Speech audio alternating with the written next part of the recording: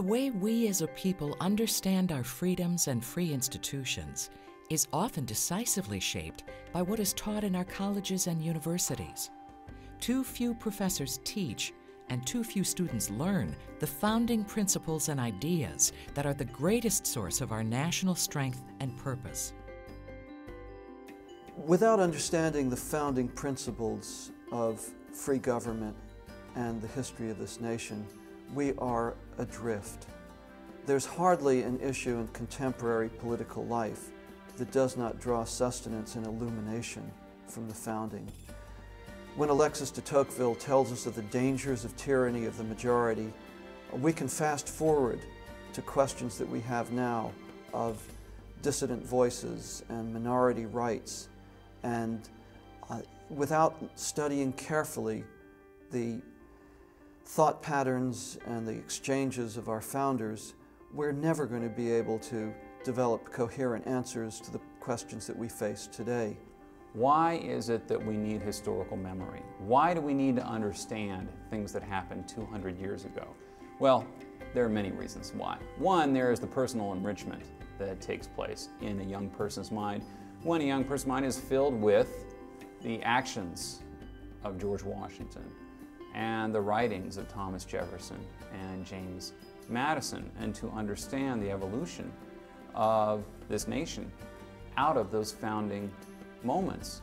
It gives a little bit more meaning and depth to their lives as citizens of this nation.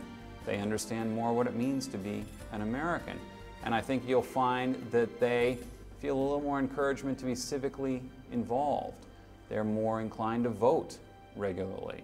I think the reason why it's so important to study the founding is because essentially today we still live under the same Constitution, the same rule of law and the precepts of that law that we did in 1787, 1788, or the beginning of the implementation of the Constitution in 1789.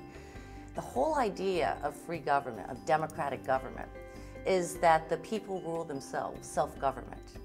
And without a citizenry that can understand what their rights are and their responsibilities, then without that, there can be no self-government, there can be no liberty.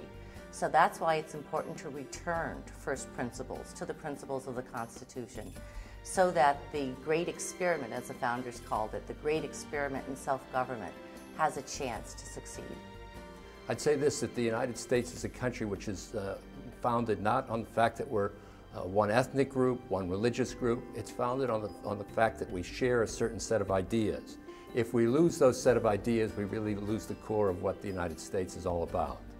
It's been said that it only takes one or two uneducated or undereducated generations of Americans for us to lose an understanding of who we are and lose the institutions that guarantee our freedoms. It's terribly important, therefore, that we make the effort now to ensure that those college professors who are committed to communicating that knowledge to the future generations, that they get the support they need to do that job.